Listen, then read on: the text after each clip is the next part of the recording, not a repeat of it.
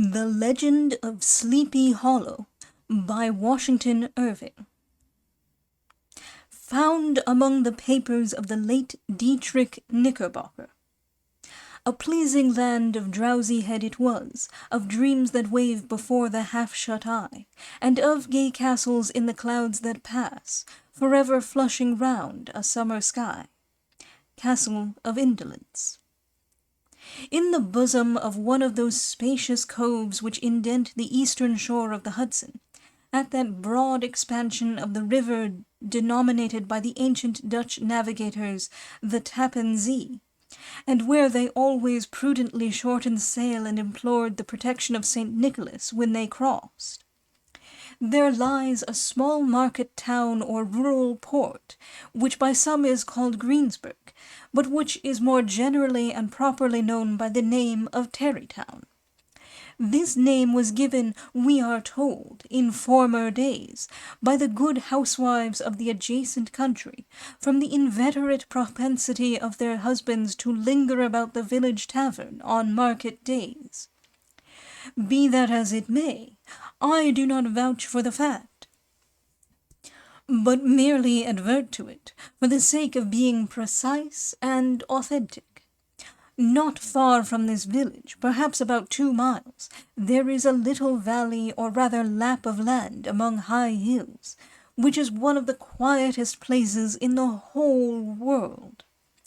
A small brook glides through it, with just murmur enough to lull one to repose, and the occasional whistle of a quail or tapping of a woodpecker is almost the only sound that ever breaks in upon the uniform tranquillity.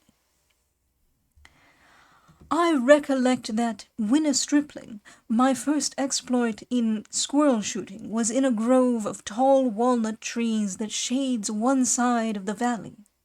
I had wandered into it at noontime, when all nature is peculiarly quiet, and was startled by the roar of my own gun, as it broke the Sabbath stillness around and was prolonged and reverberated by the angry echoes.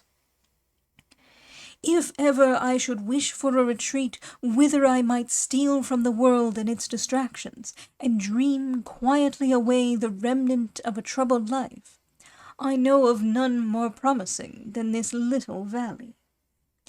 From the listless repose of the place, and the peculiar character of its inhabitants, who are descendants from the original Dutch settlers, this sequestered glen has long been known by the name of Sleepy Hollow, and its rustic lads are called the Sleepy Hollow Boys throughout all the neighboring country.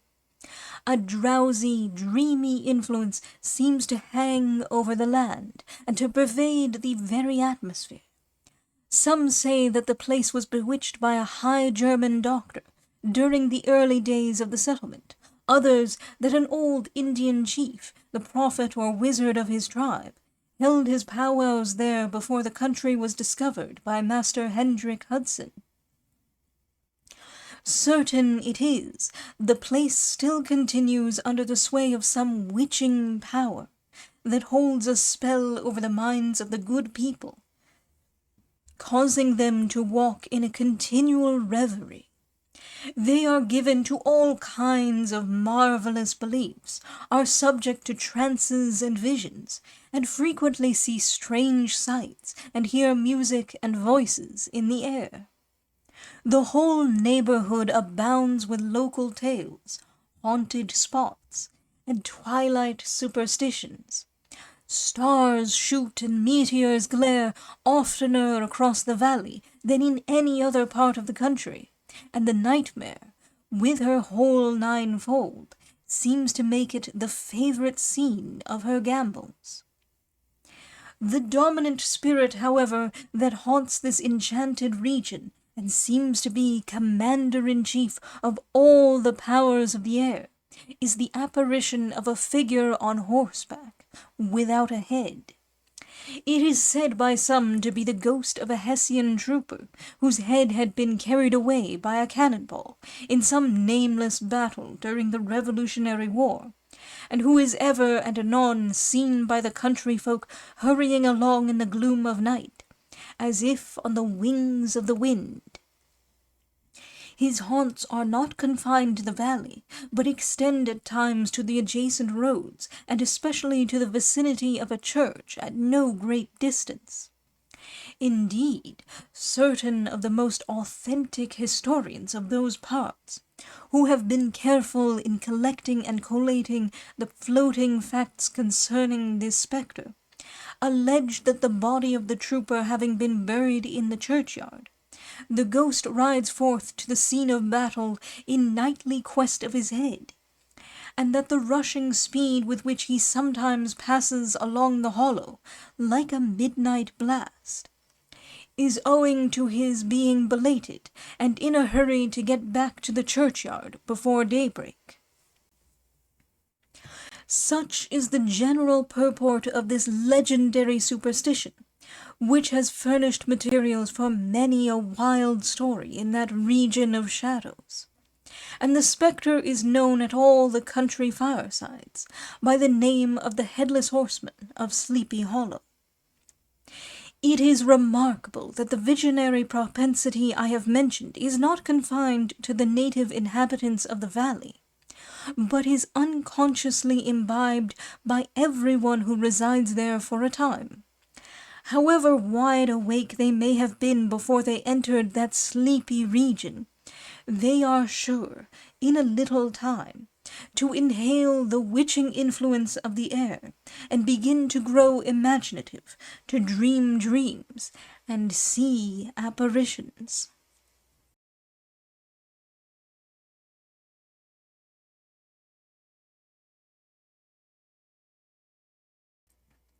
I mention this peaceful spot with all possible laud, for it is in such little retired Dutch valleys, found here and there embosomed in the great state of New York, that population, manners, and customs remain fixed, while the great torrent of migration and improvement, which is making such incessant changes in other parts of this restless country, sweeps by them unobserved.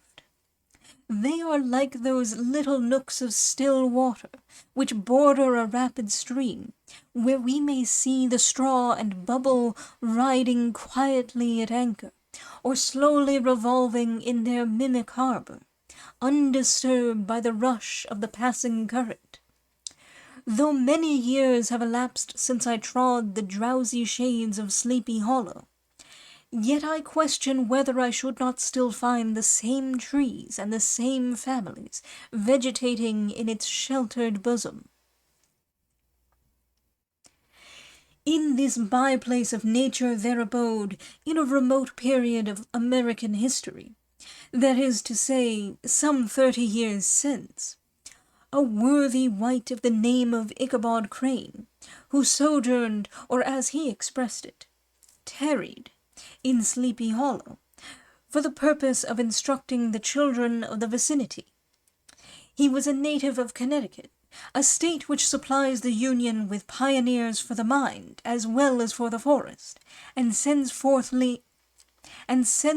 yearly its legions of frontier woodmen and country schoolmasters.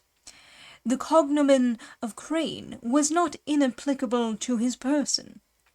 He was tall, but exceedingly lank, with narrow shoulders, long arms and legs, hands that dangled a mile out of his sleeves, feet that might have served for shovels, and his whole frame most loosely hung together.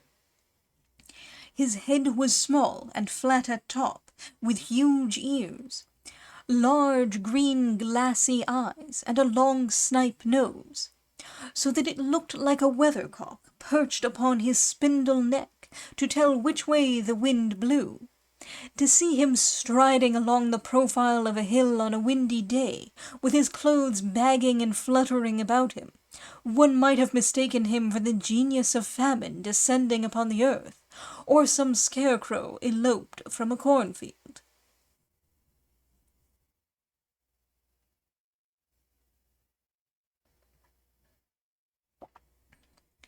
His schoolhouse was a low building of one large room, rudely constructed of logs, the windows partly glazed and partly patched with leaves of old copybooks.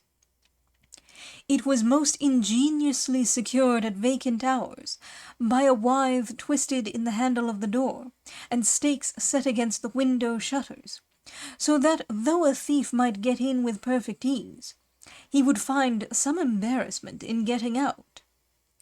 An idea most probably borrowed by the architect, Joost van Houten, from the mystery of an eel-pond. The schoolhouse stood in a rather lonely but pleasant situation, just at the foot of a woody hill, with a brook running close by, and a formidable birch tree growing at one end of it.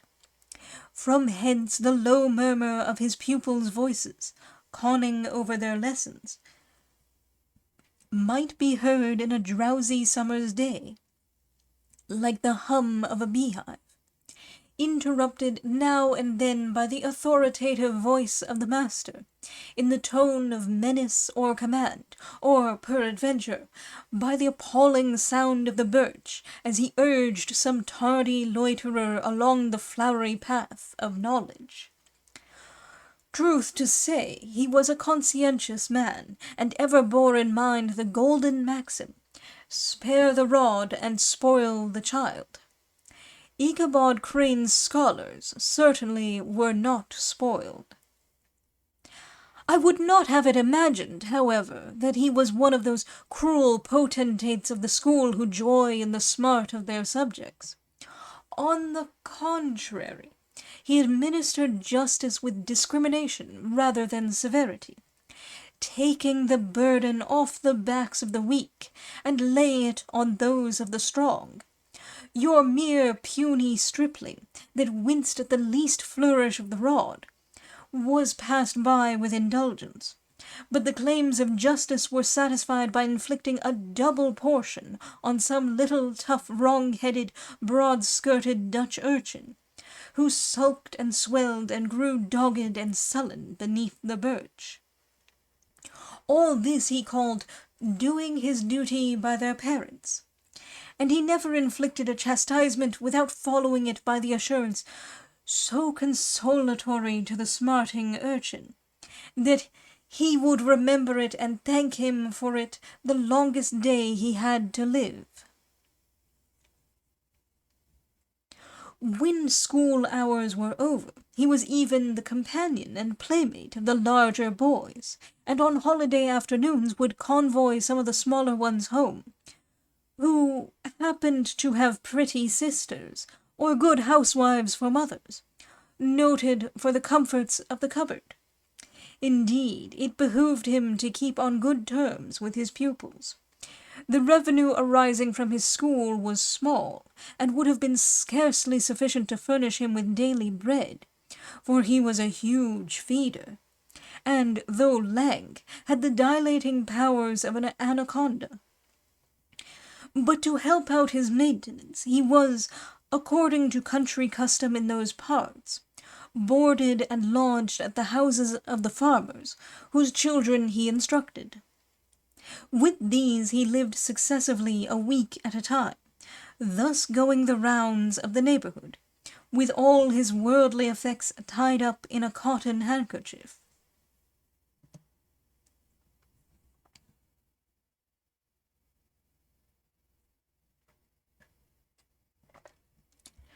That all this might not be too onerous on the purses of his rustic patrons, who are apt to consider the cost of schooling a grievous burden, and schoolmasters as mere drones, he had various ways of rendering himself both useful and agreeable. He assisted the farmers occasionally in the lighter labours of their farms, helped to make hay, mended the fences, took the horses to water, drove the cows from pasture, and cut wood for the winter fire. He laid aside, too, all the dominant dignity and absolute sway with which he lorded it in his little empire, the school, and became wonderfully gentle and ingratiating. He found favor in the eyes of the mothers by petting the children, particularly the youngest, and like the lion bold, which whilom so magnanimously the lion did hold, he would sit with a child on one knee, and rock a cradle with his foot for whole hours together. In addition to his other vocations, he was the singing master of the neighborhood, and picked up many bright shillings by instructing the young folks in psalmody. It was a matter of no little vanity to him on Sundays to take his station in front of the church gallery, with a band of chosen singers, where, in his own mind, he completely carried away the palm from the parson. Certain it is, his voice resounded far above all the rest of the congregation, and there are peculiar quavers still to be heard in that church, and which may even be heard half a mile off, quite to the opposite side of the mill-pond, on a still Sunday morning, which are said to be legitimately descended from the nose of Ichabod Crane. Thus, by divers little makeshifts, in that ingenious way which is commonly denominated by hook and by crook, the worthy pedagogue got on tolerably enough, and was thought by all who understood nothing of the labour of head-work to have a wonderfully easy life of it. The schoolmaster is generally a man of some importance in the female circle of a rural neighbourhood, being considered a kind of idle, gentlemanlike personage, of vastly superior taste and accomplishments to the rough country swains, and indeed inferior in learning only to the parson. His appearance, therefore, is apt to occasion some little stir at the tea-table of a farmhouse, and the addition of a supernumerary dish of cakes or sweetmeats, or, peradventure, the parade of a silver teapot. Our man of letters, therefore, was peculiarly happy in the smiles of all the country damsels. How he would figure among them in the churchyard, between services on Sundays, gathering grapes for them from the wild vines that overran the surrounding trees, reciting for their amusement all the epitaphs on the tombstones, or sauntering with a whole bevy of them along the banks of the adjacent mill-pond, while the more bashful country bumpkins hung sheepishly back, envying his superior elegance and address. From his half-itinerant life, also, he was a kind of travelling gazette, carrying the whole budget of local gossip from house to house, so that his appearance was always greeted with satisfaction. He was, moreover, esteemed by the women as a man of great erudition, for he had read several books quite through, and was a perfect master of Cotton Mather's History of New England Witchcraft, in which, by the way, he was most firmly and potently believed. He was, in fact, an odd mixture of small shrewdness and simple credulity. His appetite for the marvellous, and his powers of digesting it, were equally extraordinary, and both had been increased by his residence in this spell-bound region. No tale was too gross or monstrous for his capacious swallow. It was often his delight, after his school was dismissed in the afternoon, to stretch himself on the rich bed of clover bordering the little brook that whimpered by his schoolhouse, and there con over old Mather's direful tales, until the gathering dusk of evening made the printed page a mere mist before his eyes. Then, as he wended his way by swamp and stream and awful woodland, to the farmhouse where he happened to be quartered, every sound of nature, at that witching hour, fluttered his excited imagination. The moan of the whippoorwill from the hillside, the boding cry of the tree-toad, that harbinger of storm, the dreary hooting of the screech-owl, or the sudden rustling in the thicket of birds frightened from their roost, The fireflies, too, which sparkled most vividly in the darkest places, now and then startled him, as one of uncommon brightness would stream across his path, and if by chance a huge blockhead of a beetle came winging his blundering flight against him, the poor varlet was ready to give up the ghost, with the idea that he was struck with a witch's token. His only resource on such occasions, either to drown thought or drive away evil spirits, was to sing psalm tunes, and the good people of Sleepy Hollow, as they sat by their doors of an evening, were often filled with awe at hearing his nasal melody in linked sweetness long drawn out, floating from the distant hill or along the dusky road. Another of his sources of fearful pleasure was to pass long winter evenings with the old Dutch wives, as they sat spinning by the fire, with a row of apples roasting and spluttering along the hearth, and listen to their marvellous tales of ghosts and goblins, and haunted fields, and haunted brooks, and haunted bridges, and haunted houses, and particularly of the Headless Horseman, or Galloping Hessian of the Hollow, as they sometimes called him. He would delight them equally by his anecdotes of witchcraft, and of the direful omens and portentous sights and sounds in the air, which prevailed in the earlier times of Connecticut, and would frighten them woefully with speculations upon comets and shooting stars, and with the alarming fact that the world did absolutely turn round, and that they were half the time topsy-turvy.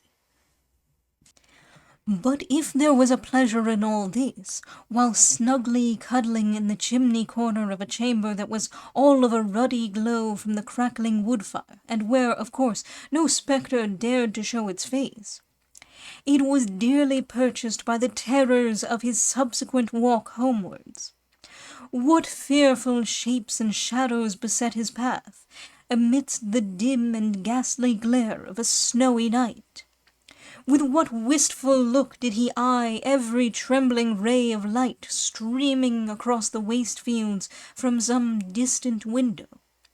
How often was he appalled by some shrub covered with snow, which, like a sheeted spectre, beset his very path! How often did he shrink with curdling awe at the sound of his own steps on the frosty crust beneath his feet, and dread to look over his shoulder, lest he should behold some uncouth being tramping close behind him! And how often was he thrown into complete dismay by some rushing blast, howling among the trees, in the idea that it was the Galloping Hessian on one of his nightly scourings!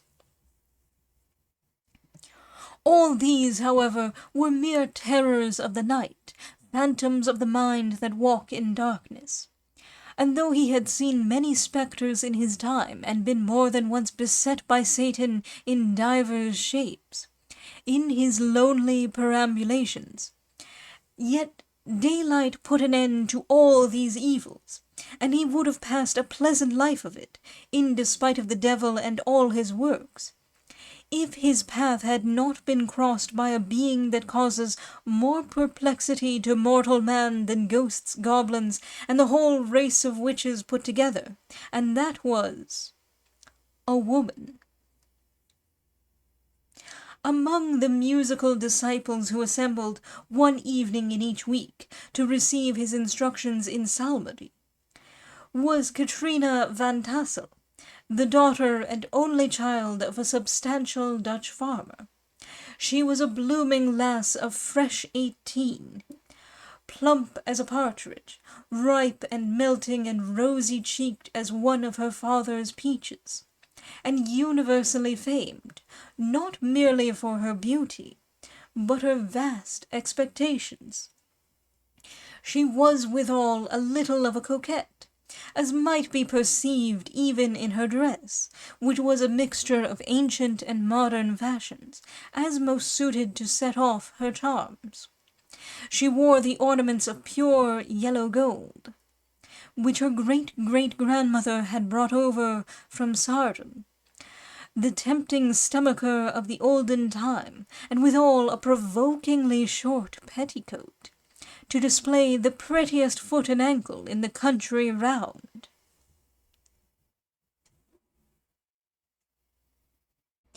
Ichabod Crane had a soft and foolish heart towards the sex, and it is not to be wondered at that so tempting a morsel soon found favour in his eyes, more especially after he had visited her in her paternal mansion.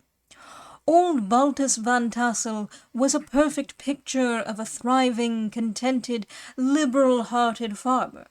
He seldom, it is true, sent either his eyes or his thoughts beyond the boundaries of his own farm.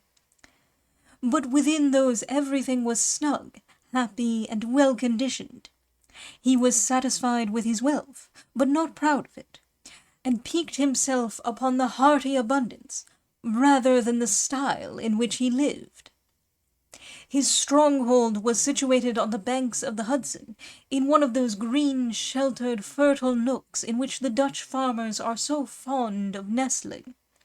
A great elm tree spread its broad branches over it, at the foot of which bubbled up a spring of the softest and sweetest water, in a little well formed of a barrel, and then stole sparkling away through the grass to a neighbouring brook, that babbled along among alders and dwarf willows. Hard by the farmhouse was a vast barn that might have served for a church, every window and crevice of which seemed bursting forth with the treasures of the farm. The flail was busily resounding within it from morning to night. Swallows and martins skimmed twittering about the eaves, and rows of pigeons, some with one eye turned up, as if watching the weather, some with their heads under their wings, or buried in their bosoms, and others swelling and cooing, and bowing about their dames, were enjoying the sunshine on the roof. Sleek, unwieldy porkers were grunting in the repose and abundance of their pens, from whence sallied forth, now and then, troops of sucking pigs, as if to snuff the air. A stately squadron of snowy geese were riding in an adjoining pond, convoying whole fleets of ducks. Regiments of turkeys were gobbling through the farmyard, and guinea fowls fretting about it, like ill-tempered housewives, with their peevish, discontented cry. Before the barn door strutted the gallant cock, that pattern of a husband, a warrior and a fine gentleman, clapping his burnished wings and crowing in the pride and gladness of his heart, sometimes tearing up the earth with his feet, and then generously calling his ever-hungry family of wives and children to enjoy the rich morsel which he had discovered. The pedagogue's mouth watered as he looked upon this sumptuous promise of luxurious winter fare. In his devouring mind's eye, he pictured to himself every roasting pig running about with a pudding in his belly, and an apple in his mouth. The pigeons were snugly put to bed in a comfortable pie, and tucked in with a coverlet of crust. The geese were swimming in their own gravy, and the ducks pairing cosily in dishes, like snug married couples, with a decent competency of onion sauce. In the porkers he saw carved out the future sleek side of bacon, and juicy relishing ham. Not a turkey but he beheld, daintily trussed up, with its gizzard under its wing, and, peradventure, a necklace of savoury sausages. And even bright Chanticleer himself lay sprawling on his back in a side dish, with uplifted claws, as if craving that quarter which his chivalrous spirit disdained to ask while living.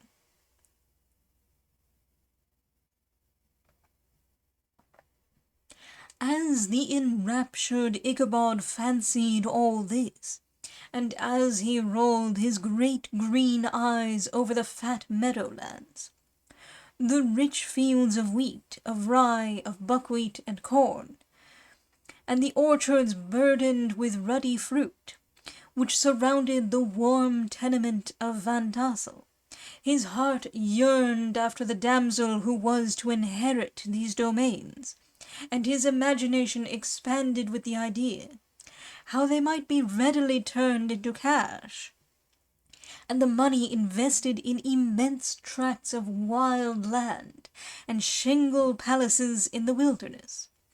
Nay, his busy fancy already realized his hopes, and presented to him the blooming Katrina, with a whole family of children, mounted on the top of a wagon loaded with household trumpery, with pots and kettles dangling beneath. And he beheld himself bestriding a pacing mare, with a colt at her heels, setting out for Kentucky, Tennessee, or the Lord knows where.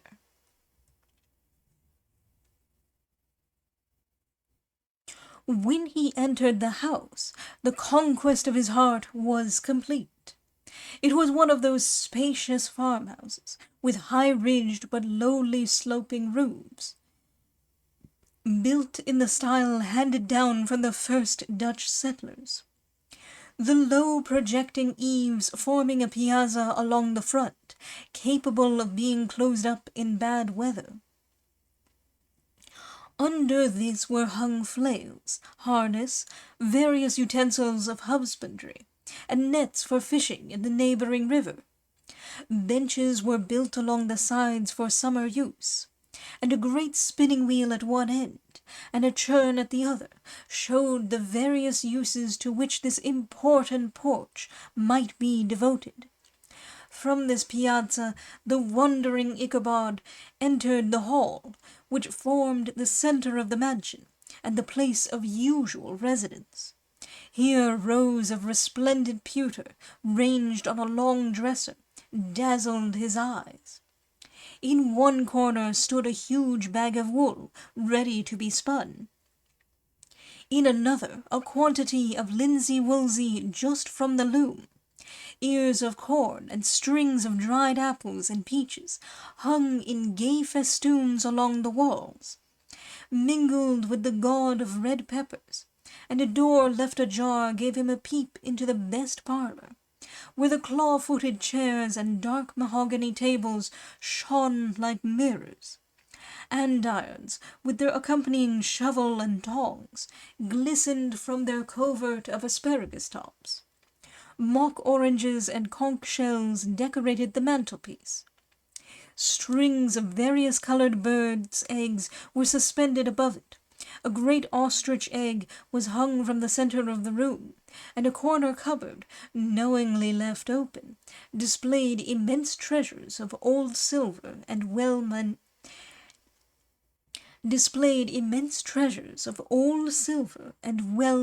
china.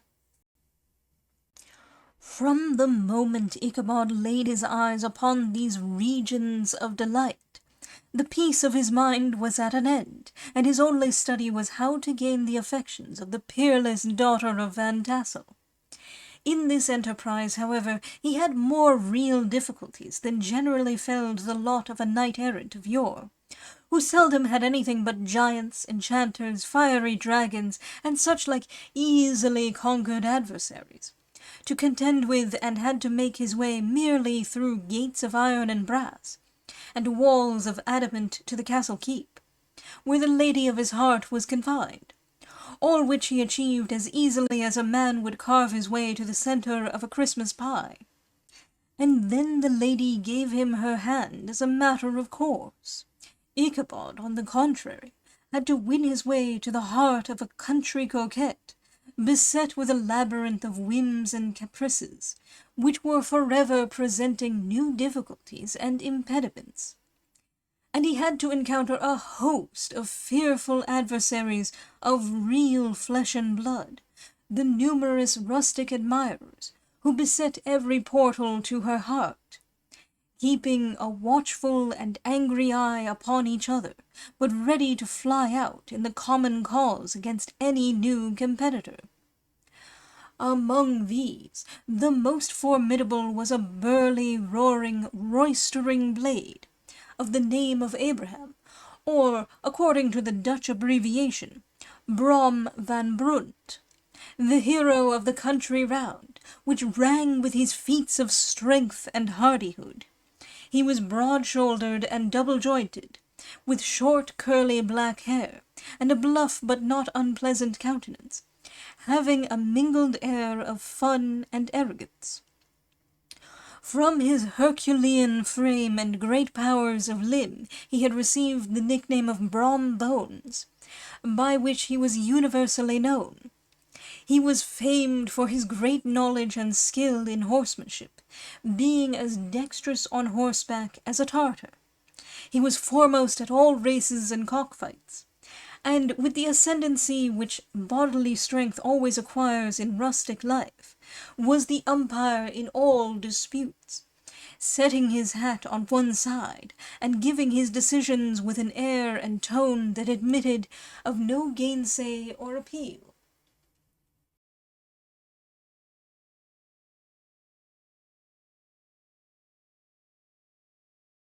He was always ready for either a fight or a frolic, but had more mischief than ill will in his composition. With all his overbearing roughness, there was a strong dash of waggish good humour at bottom. He had 3 or 4 boon companions, who regarded him as their model, and at the head of whom he scoured the country, attending every scene of feud or merriment for miles round. In cold weather he was distinguished by a fur cap, surmounted with a flaunting fox's tail, and when the folks at a country gathering descried this well-known crest at a distance, whisking about among a squad of hard riders, they always stood by for a squall. Sometimes his crew would be heard dashing along past the farmhouses at midnight, with whoop and halloo, like a troop of Don Cossacks, and the old dames, startled out of their sleep, would listen for a moment till the hurry-scurry had clattered by, and then exclaim, "Aye, there goes Brom Bones and his gang!" The neighbours looked upon him with a mixture of awe, admiration, and goodwill, and when any madcap prank or rustic brawl occurred in the vicinity, always shook their heads, and warranted Brom Bones was at the bottom of it. This rantipole hero had for some time singled out the blooming Katrina for the object of his uncouth gallantries, and though his amorous toyings were something like the gentle caresses and endearments of a bear, yet it was whispered that she did not altogether discourage his hopes.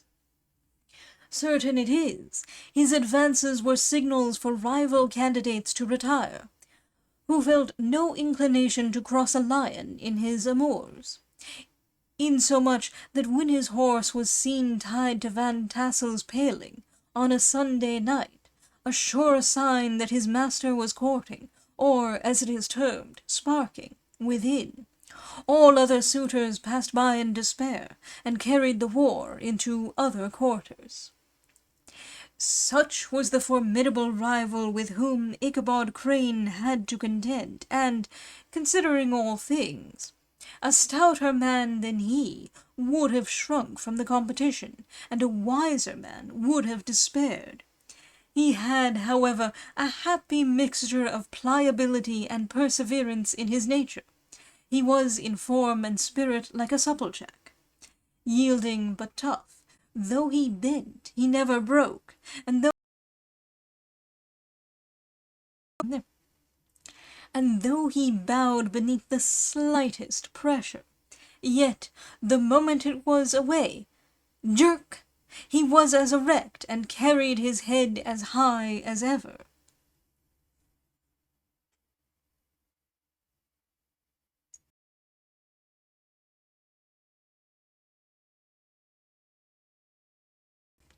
To have taken the field openly against his rival would have been madness, for he was not a man to be thwarted in his amours, any more than that stormy lover Achilles.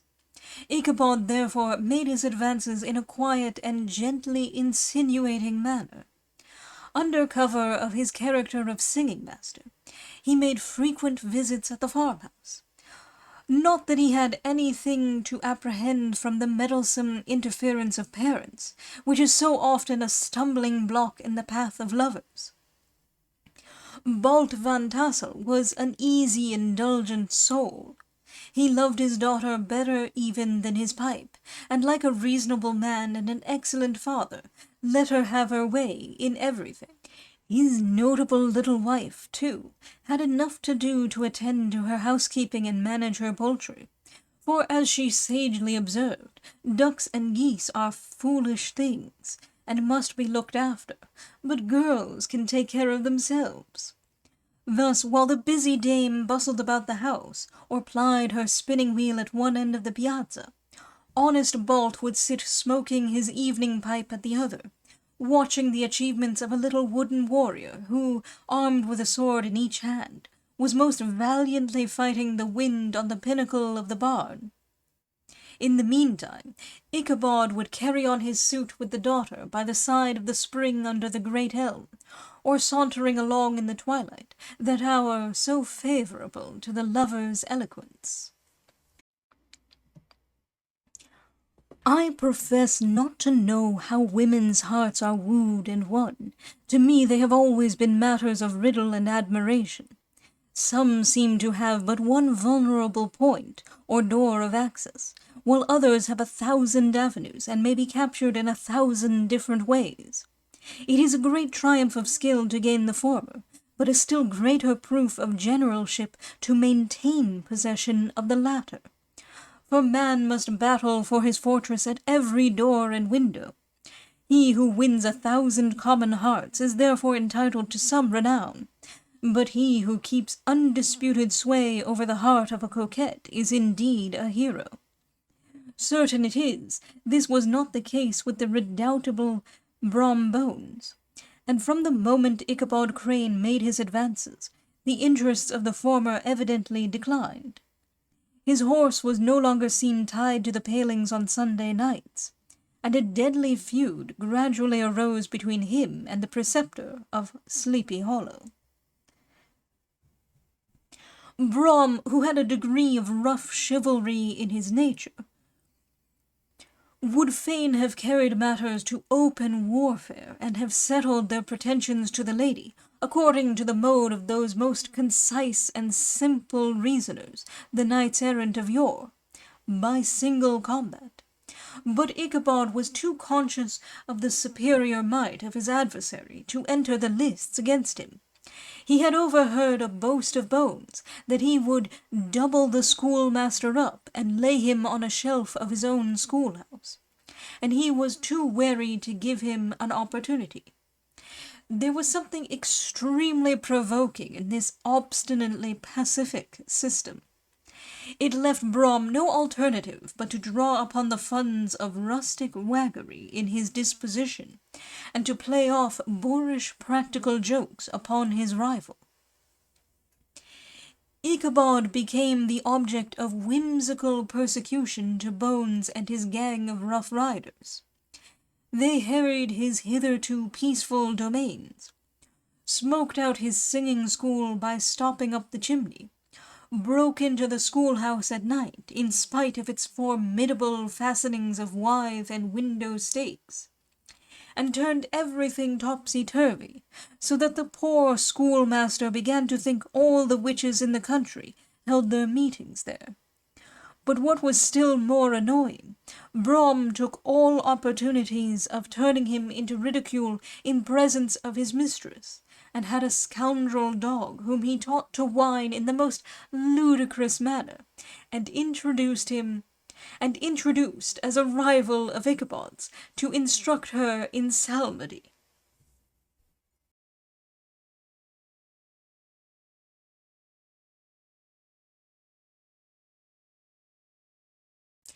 In this way matters went on for some time, without producing any material effect, on the relative situations of the contending powers. On a fine autumnal afternoon, Ichabod, in pensive mood, sat enthroned on the lofty stool from whence he usually watched all the concerns of his little literary realm. In his hand he swayed a ferule, that sceptre of despotic power. The birch of justice reposed on 3 nails behind the throne, a constant terror to evil-doers, while on the desk before him might be seen sundry contraband articles and prohibited weapons, detected upon the persons of idle urchins, such as half-munched apples, pop-guns, whirligigs, fly-cages, and whole legions of rampant little paper gamecocks. Apparently there had been some appalling act of justice recently inflicted, for his scholars were all busily intent upon their books, or slyly whispering behind them with one eye kept upon the master. And a kind of buzzing stillness reigned throughout the schoolroom. It was suddenly interrupted by the appearance of a negro in towcloth jacket and trousers, a round-crowned fragment of a hat, like the cap of Mercury, and mounted on the back of a ragged, wild, half-broken colt, which he managed with a rope by way of halter. He came clattering up to the school door with an invitation to Ichabod to attend a merry-making or quilting frolic, to be held that evening at Mynheer Van Tassel's. And having delivered his message with that air of importance and effort at fine language which a negro is apt to display on petty embassies of the kind, he dashed over the brook and was seen scampering away up the hollow, full of the importance and hurry of his mission. All was now bustle and hubbub in the late quiet schoolroom. The scholars were hurried through their lessons without stopping at trifles. Those who were nimble skipped over half with impunity, and those who were tardy had a smart application now and then in the rear, to quicken their speed or help them over a tall word. Books were flung aside without being put away on the shelves. Inkstands were overturned, benches thrown down, and the whole school was turned loose an hour before the usual time, bursting forth like a legion of young imps, yelping and racketing about the green in joy at their early emancipation. The gallant Ichabod now spent at least an extra half-hour at his toilet, brushing and furbishing up his best, and indeed only suit of rusty black, and arranging his locks by a bit of broken looking-glass that hung up in the schoolhouse. That he might make his appearance before his mistress in the true style of a cavalier, he borrowed a horse from the farmer with whom he was domiciliated, a choleric old Dutchman of the name of Hans van Ripper, and thus gallantly mounted, issued forth like a knight-errant in quest of adventures. But it is meet I should, in the true spirit of romantic story, give some account of the looks and equipments of my hero and his steed. The animal he bestrode was a broken-down plough-horse that had outlived almost everything but its viciousness. He was gaunt and shagged, with a ewe neck, and a head like a hammer. His rusty mane and tail were tangled and knotted with burrs. One eye had lost its pupil and was glaring and spectral, but the other had the gleam of a genuine devil in it. Still, he must have had fire and metal in his day, if we may judge from the name he bore of gunpowder. He had, in fact, been a favourite steed of his master's, the choleric Van Ripper, who was a furious rider, and had infused, very probably, some of his own spirit into the animal, for, old and broken down as he looked, there was more of the lurking devil in him than in any young filly in the country. Ichabod was a suitable figure for such a steed. He rode with short stirrups, which brought his knees nearly up to the pommel of the saddle. His sharp elbows stuck out like grasshoppers. He carried his whip perpendicularly in his hand, like a scepter, and as his horse jogged on, the motion of his arms was not unlike the flapping of a pair of wings. A small wool hat rested on the top of his nose, for so his scanty strip of forehead might be called, and the skirts of his black coat fluttered out almost to the horse's tail. Such was the appearance of Ichabod and his steed as they shambled out of the gate of Hans van Ripper, and it was altogether such an apparition as is seldom to be met with in broad daylight. It was, as I have said, a fine autumnal day. The sky was clear and serene, and nature wore that rich and golden livery which we always associate with the idea of abundance. The forests had put on their sober brown and yellow, while some trees of the tenderer kind had been nipped by the frosts into brilliant dyes of orange, purple, and scarlet. Streaming files of wild ducks began to make their appearance high in the air. The bark of the squirrel might be heard from the groves of beech and hickory nuts, and the pensive whistle of the quail at intervals from the neighboring stubble field. The small birds were taking their farewell banquets. In the fullness of their revelry, they fluttered, chirping and frolicking from bush to bush and tree to tree, capricious from the very profusion and variety around them.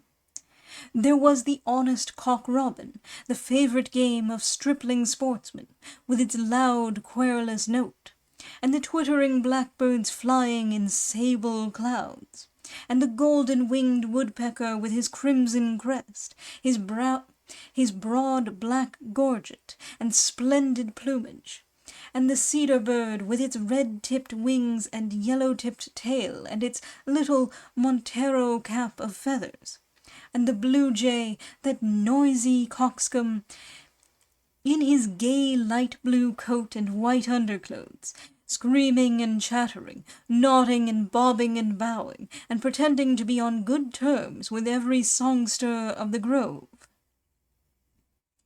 As Ichabod jogged slowly on his way, his eye, ever open to every symptom of culinary abundance, ranged with delight over the treasures of jolly autumn.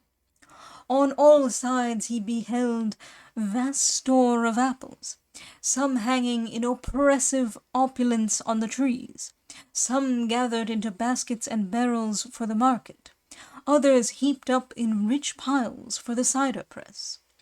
Farther on he beheld great fields of corn, with its golden ears peeping from their leafy coverts, and holding out the promise of cakes and hasty pudding, and the yellow pumpkins lying beneath them, turning up their fair round bellies to the sun, and giving ample prospects of the most luxurious of pies.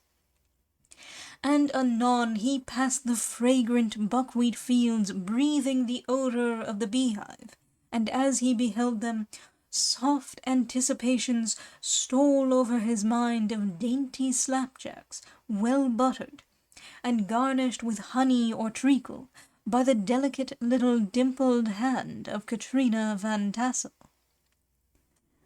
Thus feeding his mind with many sweet thoughts and sugared suppositions, he journeyed along the sides of a range of hills which look out upon some of the goodliest scenes of the mighty Hudson.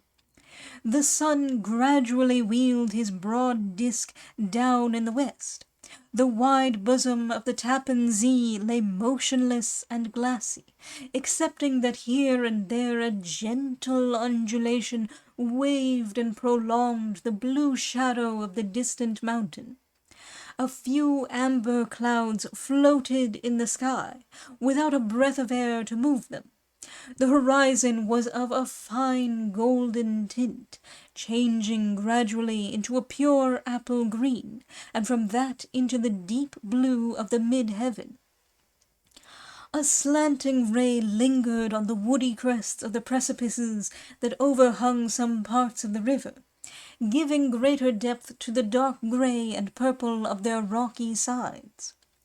A sloop was loitering in the distance, dropping slowly down with the tide, her sail hanging uselessly against the mast, and as the reflection of the sky gleamed along the still water, it seemed as if the vessel was suspended in the air.